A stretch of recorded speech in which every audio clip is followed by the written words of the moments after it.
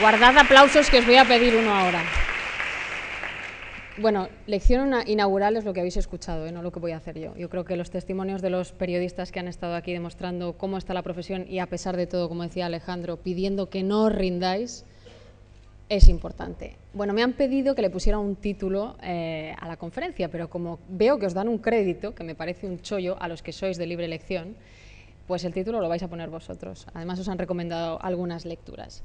Quiero empezar, antes de entrar en materia y hablar un poco más a fondo de lo que yo entiendo que es el periodismo, contándoos que estoy aquí con vosotros hoy por ellos, por los profesores.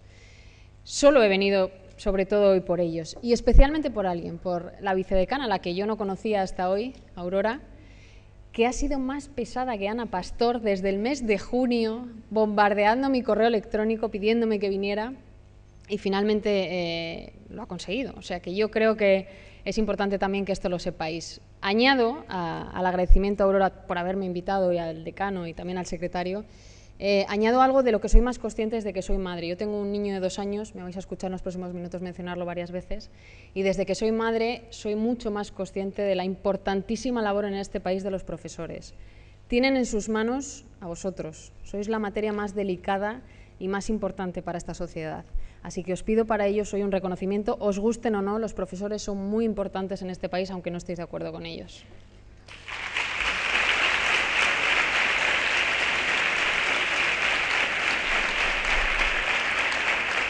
Bueno, yo espero que a cambio ellos sepan ganarse el respeto y la admiración que durante muchos años va a formar parte, espero, de vuestra memoria colectiva por el paso en la universidad. Yo vengo a hablaros, solo soy periodista, ya sé que vivo en esta incoherencia últimamente de tener que explicar muchas cosas en vez de hacer preguntas, que es lo que a mí me gusta, casi responderlas, pero solo soy periodista y vengo a hablaros de la profesión que para mí es la más maravillosa del mundo. Quiero intentar explicaros por qué soy periodista o por qué soy este tipo de periodista a través de la historia de mi madre y de mi hijo, ¿no? Y yo en medio. Depende de dónde naces, no es lo mismo Níger que Sevilla. Depende de en qué familia, no es lo mismo una familia con suficientes recursos que una familia que lo está pasando mal ahora.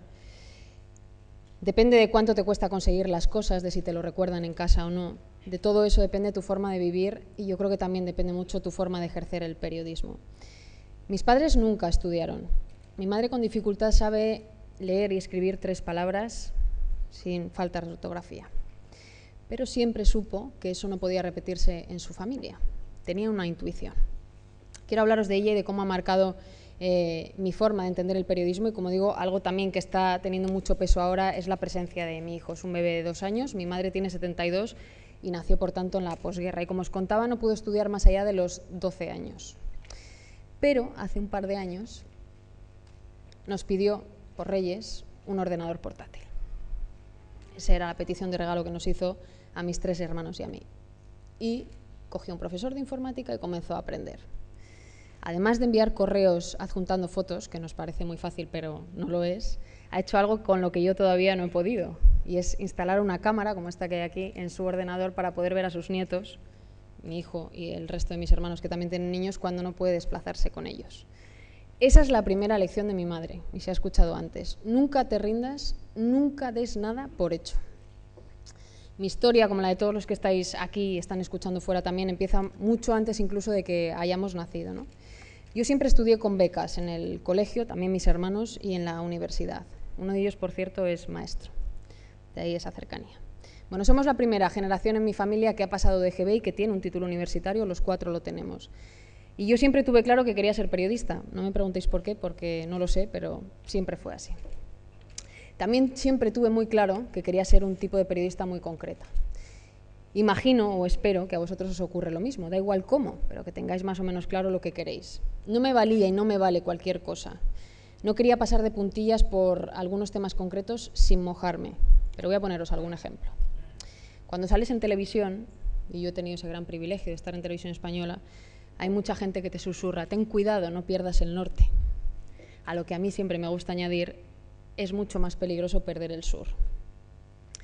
Para mí es la mejor referencia como periodista, es el lugar del mundo al que muy pocas veces miramos los periodistas en la profesión, el que a mí me ha cambiado la vida y al que trato de volver cada año en persona, pero también a través de las redes sociales.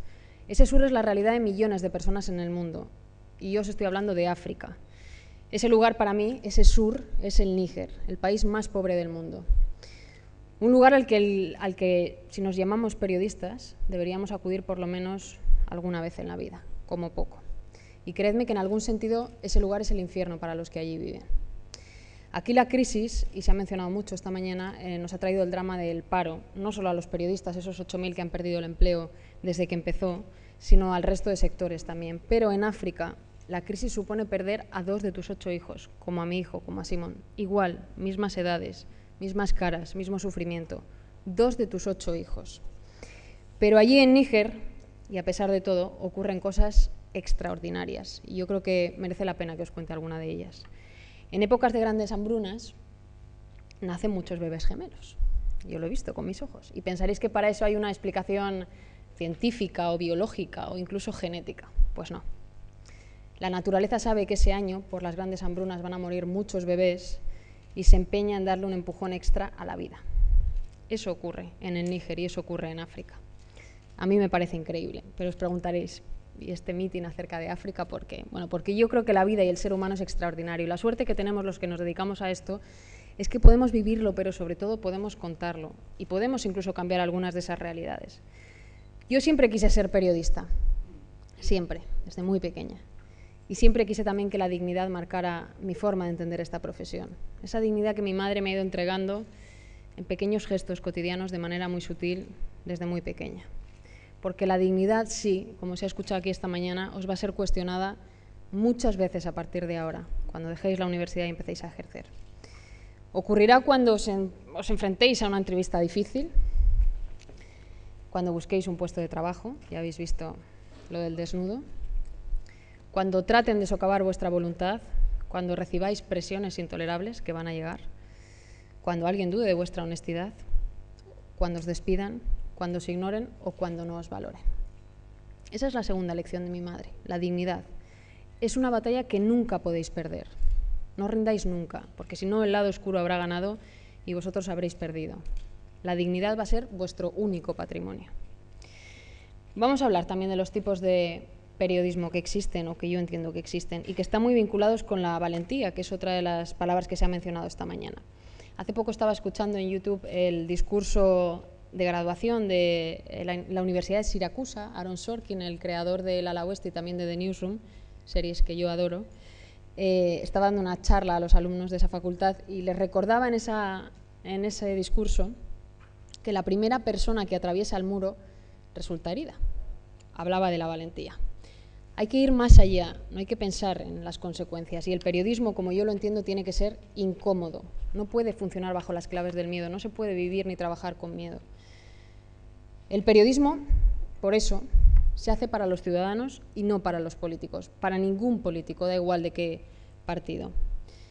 Voy a poneros algunos ejemplos. Antes Cristiana Mampur ha intentado irrumpir en la sala. Yo he traído un pequeño vídeo. Creo que es importante que veáis que no es noticia fuera hacer preguntas, no lo es. No es noticia hacer preguntas incómodas y desde luego si hay consecuencias es para el político que no responde y no para el periodista que pregunta.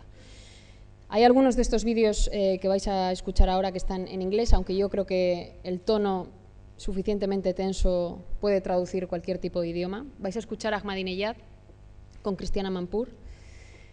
Dice frases exactamente textuales a las que yo escuché cuando estuve en Irán. Vais a escuchar también a un asesor de Romney, el actual candidato republicano. Cada vez que la periodista intenta hacerle una pregunta, él le dice, eres la portavoz de Obama, una periodista de la CNN. Vais a escuchar al presidente Chávez revolviéndose en la silla en Venezuela ante las preguntas insistentes de la BBC sobre el tipo de democracia que hay en ese país. Y vais a escuchar al final también una entrevista que para mí es mítica, quizá algunos la conozcáis. 14 veces la misma pregunta al invitado, y no exagero, tuvo que dimitir. Mr. President, thank you for joining us. I want to ask you about human rights. You know the lady Sakineh Mohammad Ashtiani, who was sentenced to stoning. Her sentence was lifted. What do you personally think of stoning? Do you think that's an appropriate sentence for anybody in today's modern Iran? Why do you think that the issue of one lady in a village in Iran called Miss Mohammadi should suddenly become such a big issue for American officials? I'm surprised that you don't think that it's likely to be a big issue. And it's not just American officials, it's all over the world. It was international. Allow me. I want to know what your view is on stoning. Do you think it's appropriate and fitting for a modern country and a want-to-be nuclear power? Why don't you finish your statements and then allow me to speak? I'm asking your opinion. Well, if you want me to, if you want to lecture me, you can, but that's fine. I'm asking your opinion. I wouldn't be offended. I have a lot of patience. Okay, I'd like your opinion on stoning. To that, I want to ask you, why does Mitt Romney not go further? For example, as I'm sure you have seen many times, when John McCain was posed a question by a woman who asked him a question, not only did he say, here's my position, he said to her, let me correct you. So I'm going to play that clip for you first, and then we'll talk about Aren't you embarrassed to be side. speaking directly from the Obama speaking points that they distributed yesterday? Aren't you embarrassed to sound exactly like the Obama spokesman talking about John McCain?